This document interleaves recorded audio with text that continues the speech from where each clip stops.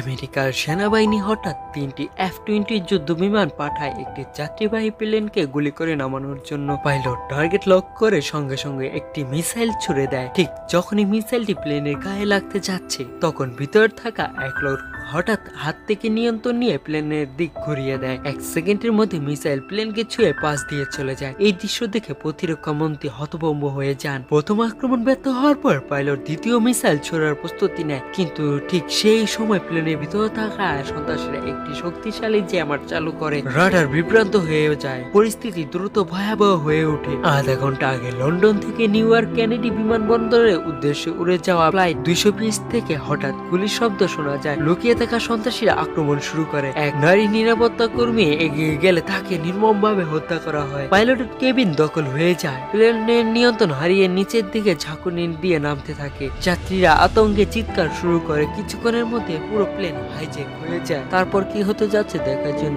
অবশ্যই চ্যানেলটা সাবস্ক্রাইব করে রাখুন।